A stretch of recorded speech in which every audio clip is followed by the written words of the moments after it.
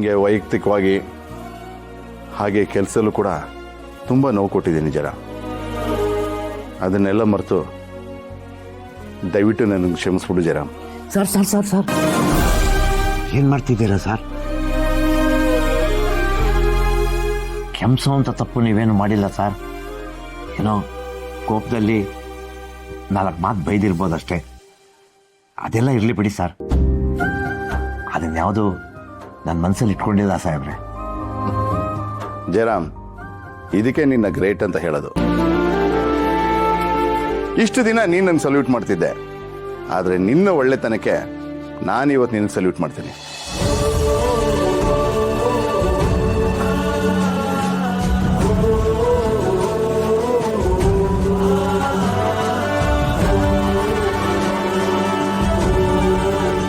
ನರಸಿಂಹ, ಇವತ್ತು ನೀನು ನನ್ನ ಮಾನ ಮರ್ಯಾದೆಯಲ್ಲ ಉಳಿಸಿದ್ಯಾ. ನಾನು ಸಾಯೋವರೆಗೂ ನಿನ್ನ ಉಪಕಾರ ಮರೆಯೋದಿಲ್ಲ ಕಣಪ್ಪ. ನನ್ನ ಮಗಳನ್ನ ಮದುವೆ ಆಗಿದೆ ಅನ್ನೋ ಒಂದೇ ಕಾರಣಕ್ಕೆ ಆವತ್ತು ನೀನು ಎಕ್ಸಾಮ್ ಬರೆದಿದ್ದನ್ನ ಬೇಕು ಅಂತ ನಾನೇ ಫೇಲ್ ಮಾಡಿಸ್ದೆ.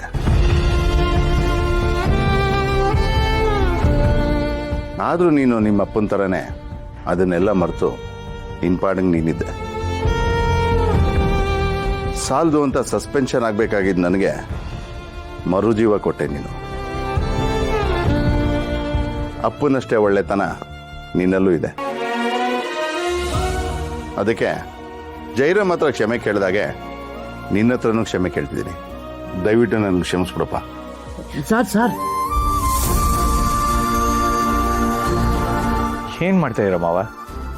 ನೀವು ದೊಡ್ಡವರು, ಮಾಡಿರೋ ತಪ್ಪನ್ನು ಅರ್ಥ ಮಾಡಿಕೊಂಡು ಪಶ್ಚಾತ್ತಾಪದಿಂದ ಬಂದು ಇಷ್ಟು ಹೇಳ್ತಾ ಇದ್ದೀರಲ್ಲ, ಅದೇ ದೊಡ್ಡದು. ನರಸಿಂಹ, ಖಂಡಿತ ಇನ್ಮೇಲೆ ನಾನು ಬದಲಾಗ್ತೀನಿ. ಅಪ್ಪ ಮಗ ಇಬ್ರು ಸೇರ್ಕೊಂಡು ಕೆಟ್ಟ ಮನುಷ್ಯನಾಗಿದ್ದ ನನ್ನನ್ನು ಬದಲಾಯಿಸಿದ್ದೀರ. ನಿಮ್ಮ ಉಪಕಾರನ ನಾನು ಸಾಯೋವರೆಗೂ ಮರೆಯೋದಿಲ್ಲ. ಇವತ್ತು ನಮ್ಮ ಡಿಪಾರ್ಟ್ಮೆಂಟು ನನಗೆ ಸನ್ಮಾನ ಮಾಡಿದ್ದಾರೆ, ಆದರೆ ನಿಜವಾದ ಸನ್ಮಾನಕ್ಕೆ ಅರ್ಹ ನೀನು.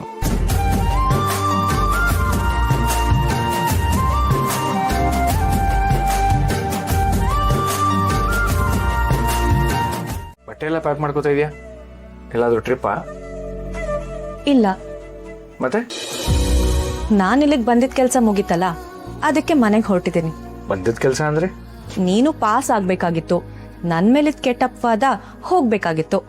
ಇದೆಲ್ಲ ಮುಗೀತಲ್ವಾ? ಸೊ ಇನ್ಮೇಲೆ ನನಗಿಲ್ಲಿ ಏನ್ ಕೆಲಸ ಇದೆ?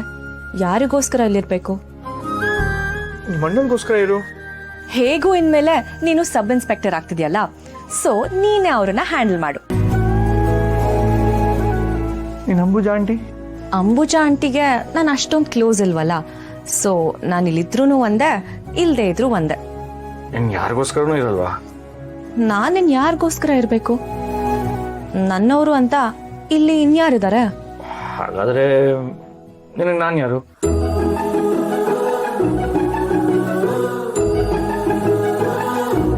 ಏನ್ ಹೇಳ್ದ? ಹಾಗಾದ್ರೆ ನಿನಗೆ ನಾನು ಯಾರು ಅಂದೆ. ನೀನೇ ಹೇಳ್ಬೇಕು. ನನಗೋಸ್ಕರನೂ ಇರಲ್ವಾ? ನೀನ್ ನನ್ನನ್ನ ಈಗ ಹೆಂಡತಿ ಅಂತ ಟ್ರೀಟೇ ಮಾಡ್ತಿಲ್ವಲ್ಲ. ಸರಿ, ಹಾಗಾದ್ರೆ ನೀ ಇಲ್ಲಿಂದ ಹೋಗ್ಲೇಬೇಕು ಅನ್ನೋದಾದ್ರೆ ನಂದೊಂದು ಕಂಡೀಷನ್ ಇದೆ. ಕಂಡೀಷನ್ ಏನು? ನಾನು ಕಟ್ಟಿರೋ ತಾಳಿನ ಬಿಚ್ಚಿಟ್ಟು ಹೋಗಿ.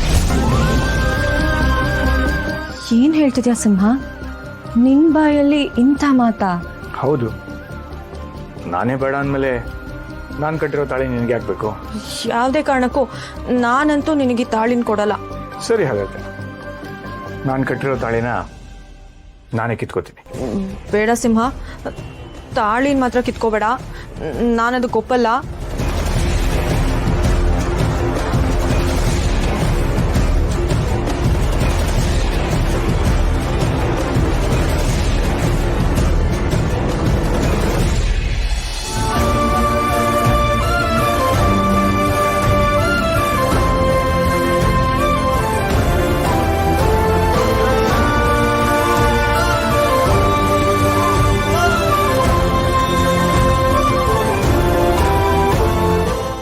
so much, my dear Hindi. ಏನ್ ಹೇಳ್ತಿದ್ಯಾ? ನಿಜಾನೇ ಹೇಳ್ತಾ ಇದೀನಿ. ಮೊದಲಿಂದಾನು ನನಗೆ ನಿನ್ ಮೇಲೆ ಪ್ರೀತಿ ಇತ್ತು, ಆದ್ರೆ ಎಕ್ಸಾಮ್ ಮುಗಿಲಿ ಅಂತ ಸುಮ್ಮನೆ ಇದ್ದೆ. ನಾನು ಎಷ್ಟೇ ದೊಡ್ಡ ಆಫೀಸರ್ ಆಗಿದ್ರು ಮನೆಯಲ್ಲಿ ನೀನೇ ನನ್ನ ಬಾಸ್.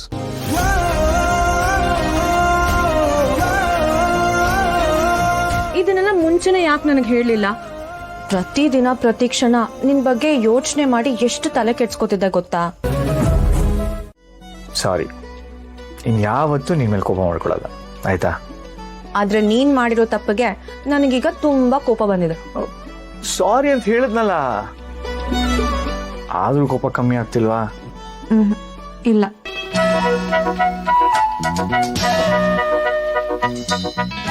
ಹಾಗಾದ್ರೆ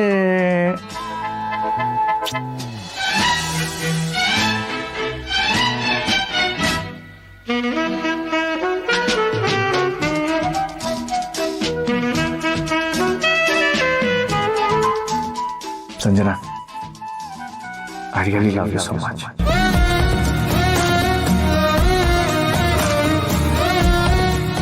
I love you too.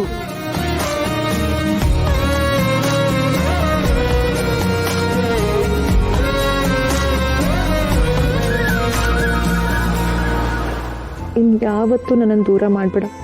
ನಿನ್ ಬಿಟ್ಟು ನನಗೆ ಬದುಕಕ್ಕಾಗಲ್ಲ. ನನಗೂ ಅಷ್ಟೇ. ಕೊನೆವರೆಗೂ ನಿನ್ನ ಜೊತೆನೇ ಇರಬೇಕು. ಖಂಡಿತ ಇರ್ತೀನಿ.